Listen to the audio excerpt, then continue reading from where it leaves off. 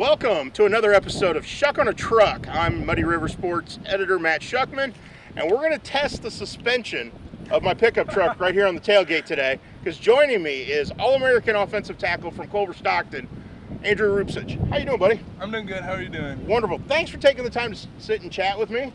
Yep. I know it's a big week for you guys, homecoming week. Yep. How are things going this week? Oh, they're going well so far. We've gotten 2 practices in so far, Monday, Tuesday.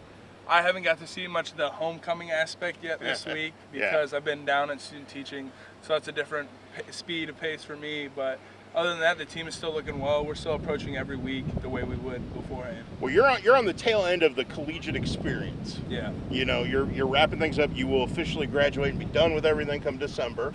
Yeah. So you're doing your student teaching right now, getting a degree in education. Yeah. How's the student teaching going? Student teaching is going really well. I'm with Miss Carrie Logston down there. She is a wonderful teacher to learn from, first of all, cool. And then from there on out, I've just been starting to take over, and it's been really easy transition, especially with the kids. I've grown a lot of relationships so far. Good. Well, you got lucky. You got a person who is part of a sports family who herself was quite an athlete back in the day. If she hasn't told you anything about that, you'll have to ask her about it. Yep. We talked about it a little bit up here at Culver basketball and everything. Yep. So, and she's from Northeast Missouri. Yeah. So she's part of this. You've County. been here now 5 years. Yeah. Do you feel like you're part of Northeast Missouri? This is funny because I joked around this summer. I stayed here this summer. Okay. And I lived in Canton, and the name we like to say, we call them the Cantonites or the Townies and stuff. Yeah. And my friends always joke around with me now. They're like, "Oh, you know all the back roads and the quick ways, so you're a Townie, a Cantonite now." So I like to think of it as I am. Okay, so which way do you go to Quincy? Do you take the river road through LaGrange, or do you take the... I still take the bridge. Yeah. I still take the bridge. Get out on the inner... Now, if you get out on the highway, and then you feel more like you're at home. Yeah. Yeah. Yeah, for the most part. Because back home, it's the same thing. Right. It's a bunch of country roads and farmland around areas, so... Yeah, because I know people automatically think when you start talking where you're from, everybody associates Chicago and thinks that. You're not technically from Chicago. No, I'm up in the north suburbs. We're not even the north suburbs. I'm basically on the Wisconsin border, 15 minutes. McHenry County? McHenry County, yeah. McHenry's in McHenry County. Yeah. So what have you liked about your time here in Canton? About the school, about the town, the setting? Not so much football, but everything else. What have you liked? Well, first of all, I love the school. I love the small classes. I love how the community of our school is a big thing. My football team, obviously. I wouldn't have, that's the biggest thing of why you stay here is the brothers you make, the relationships you create, and that's been a big help. The family of the coaching staff is really helpful. You're not going to find a better group of guys that care more about you than our coaching staff, and that seems true all the way down to our freshman level. They don't pick favorites. They love everybody. Well, when you look at the success you guys have had on the field, a lot of that stems from the stability you have as a coaching staff. Guys aren't coming and going every year. No. They're building a staff. They're building a program, building a process. Yeah. And you guys are benefiting from it, aren't you? Yeah, we are. Big time. Especially with Coach Stace staying around for the offensive coordinator. That was a big move for us because he stayed in-house doing a lot of the same things, and we know him. So our relationships weren't altered too much. Obviously, you went through a COVID season last year, which threw everybody off everywhere around. How important was it for you, though, to come because of that, to come back for this year? Talking with Sally, it is probably the best thing that I've ever done and decision I've ever made. I lost a bunch of weight, put a bunch of numbers up in the weight room higher, so overall just got better, and that is able to help me everywhere. Was that conscious of wanting to be a better football player, or was that also, I might have a shot beyond this year to play, whether it's NFL or whatever might transpire? Was that in the back of the mind of I got to get in better shape for that reason too? Well, I think those two go hand in hand together. That's a better football player is going to lead me to bigger chances, and that's I'm in the position to be in now. Yeah, is that chance to play at the next level, and that's all coming together through the work I did this summer, last offseason, and through the past 4 years. When you came here as a freshman, what was your goal? 4 years, get a degree. Being able to teach and coach later on in life, I never thought I'd be in the position I was today. What has gotten you to that position? First of all, the coaching staff. They really push us, and just staying here with them, I've grown so much, not only as a football player, but as a man than I ever thought I would have. So doing that and just being consistent, hardworking every day. I learned the weight room is a big thing in football, and that took me a little while, but once I figured it out, everything just changed for me in my life here. Was there a moment where it kind of clicked and you went, this could be something more than 4 years and a degree? We've talked about this. I think the 4 years and more, it really came in the spring when the Chiefs came out to measure and everything. I got put in that NFS scouting thing, and that's when it really clicked to me, like, this could truly happen. Yeah. And even then, I wasn't thinking it would be to the level that it is right now. It's still way beyond what I ever thought, especially coming from such a small school, small area, and nobody's ever heard of. What's it like when you find out that NFL scouts are coming to practice and wanting to get information, whether it's you or anybody else? Do coaches let you guys know that? Do you know the scouts are there? Yeah, so I usually talk with Sally. Well, I talk to Sally every day. Yeah. And we usually talk about, hey, this team is coming on this day. On this day, I need you here at this time, so come in. And I go in there, sit in there, talk with them for a little bit. Right. But that's still one of those things that it's kind of shell-shocked to me. It's like, wow, these people are here to see me. And something, like I said, never would have thought it would have been me. Does it change your approach that day? I don't think it really does. Yeah. I know who the player I am. I know my limitations. I know what I can do, and that's not going to change. Guys come in. I try to not think about it when they're there, so that my mindset doesn't change from day in and day out. We're sitting here on the tailgate of my truck talking with Andrew Rupcich, offensive tackle, All-American, the Heisman Trophy winner. We'll get to that more, but we're going to take a break, get a message from Advanced Physical Therapy, one of our great sponsors. Kirby McLean here, athletic trainer for Advanced Physical Therapy.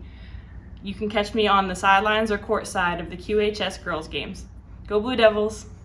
All right, back here on Schuck on the Truck, joined by Culver-Stockton College All-American left tackle Andrew Rupcich. It's homecoming week. You guys are off to a great start, but you got to keep it going. Yeah. What's it going to take to keep the momentum rolling forward? Well, like I said earlier, attacking the week the same as we would before, no matter who we're playing, no matter if we're playing number 4 Grandview, we're playing CMU, we're playing Evangel. Like, it's got to be consistent every week. We can't take days off. Right. And that's something we, especially as an offense, we preach that we need to get better every day, and every week it has to consistently get better. We can't have days where we take steps back. We need to take a step forward every day. You and I have talked so much about the changes of this program from when you walked in till now. What is the single biggest thing that's different besides the wins and losses? Between this year and last year? Between this year and your freshman year, single biggest thing that's different? I think just the buy-in of the program, pretty much. We used to in the past, sometimes we'd have the little arguments about what we're calling, what we're doing, stuff like that. We don't have that anymore. Everybody's there to get better, and they want to see everyone succeed. And we're doing that now, so it's obviously gets a lot easier at that point. And the play calls with Coach Sean Chase, he's our new OC. We went from whatever we were averaging before to now we're averaging 40 points a game, basically, which is a big difference in my book between then and now. So we must be doing something different and something right in that aspect.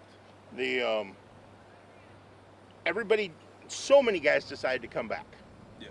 Was that a collective conversation at the end of last year of who's going to take advantage of the extra year of eligibility, who's going to come back, or was it truly individual? Well, that really started week 1. Yeah. Week 1 we came out, we talked about it.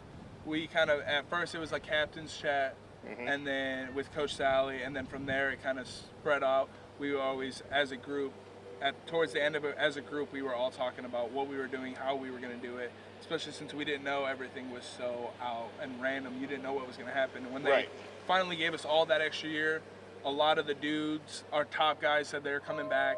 That led to some of the other guys who are on the bridge saying they're going to come back. And then we had a couple in the summer that realized that they want to play football again, so they ended up coming back as well. How important is that for this team to have that amount of experience returning? Oh, it's everything. Last year we did not play the way we wanted to. We ended the season 1-3, and COVID really dampened our mood, and that's the biggest thing of why we all came back. We did not come here for 4 years to sit there and end the way we did. We came here to try to compete for national championships, conference championships. We didn't do that. We felt there was a lot of unfinished business left, and that's the biggest reason why we came back. So what's the goal? First, we got to win every week. 1-0 every week. Downstairs in our locker room, we have TVs that show #1-0, and that's what we want to do every week, and it's approaching that, and that'll lead to conference championships, and that will lead to us getting to the playoffs, and the playoffs from there, winning every week to get to hopefully that national stage. How important is a playoff appearance to you? To me, I think that's everything, because that means we, one, had a good enough record to get in, or two, we won our conference, and that's something we strived for in the last 4 years, and that's something that's never been done here at Culver, and that's kind of what I came from in high school, and I know that feeling. We didn't go to the playoffs for 20 years, and that kind of was like a sense of pride when we won and finally made it to the playoffs. So I feel like that's going to be the same way when it gets happened here. What kind of legacy do you want to leave?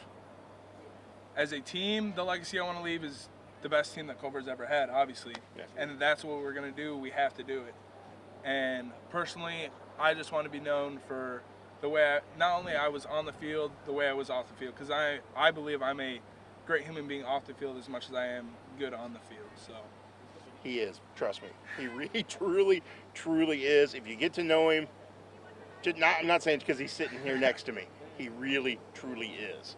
But with that said, there's so much to accomplish. And with that legacy, there's awards and stuff that go with it. Yeah. The Heisman Trophy. Yeah. You chuckle immediately. I think we all chuckle a little bit about it. Yeah. But it's a cool thing, isn't it? Yeah, no, it is a really cool thing. And I'm the last winner to ever have it because that committee is no more right now. So I'm the last ever Heisman winner. So... Do you still have the trophy? Oh, that trophy is sitting out of my office, me and my dad's office back home. Awesome. It sits there.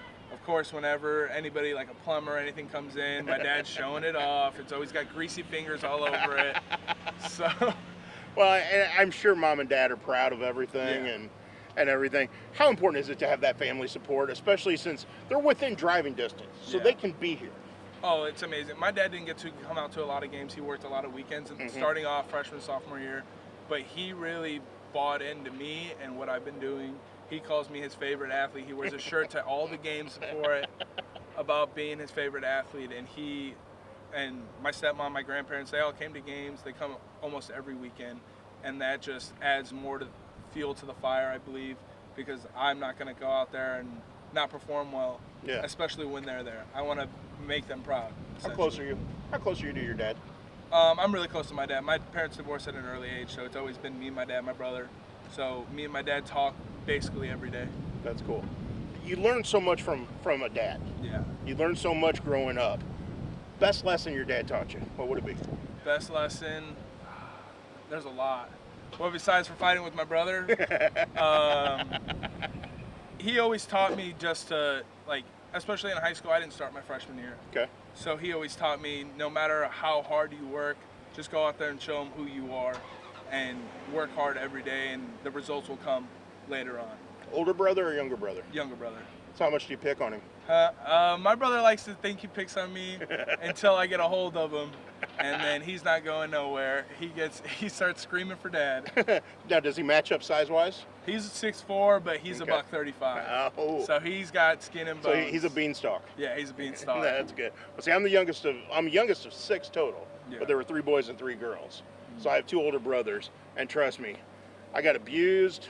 I got beaten up. No, they were great, but they did. They treated me. That we had a lot of fun, and I'm sure you and your brother pretty much the same way. Yeah, the same way. Do you have that sense though? Okay, obviously you have a brother, but you have a whole bunch of brothers in this locker room. Yeah. Do you feel that? Do you feel that brotherhood? Yeah, especially in the offensive line locker room. Yeah. It's something different. That bond between us is something different. We can all tease each other like we're little brothers, older brothers, every day, in and day out, and everybody knows that it's just us having fun. Yeah. Like, nobody takes it to heart. Right.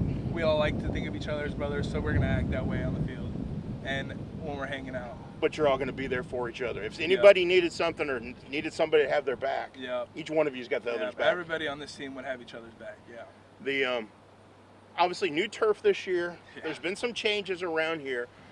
What's it like to come out on a Saturday at Ellison Polton Stadium? What's it like for you to come out and get on that turf and feel the crowd? Well, the crowd is especially a lot different from our freshman year. Yeah. Our crowd, our freshman year, I remember looking up in the stands, there was about a quarter of the amount of people in the stands. The stands weren't full. Now we go out there, there's people lining up around the bowl, there's people in the stands, they're sitting around the stands, And that is just that we are a big energy team, and Right. when we see that and we hear their energy, we feed off it even more, and that's why we play well at home. And you got a home game this week. Home game this week. Homecoming. That means double, triple the amount of people that'll be here. So you got to double and triple the amount of energy? I hope so.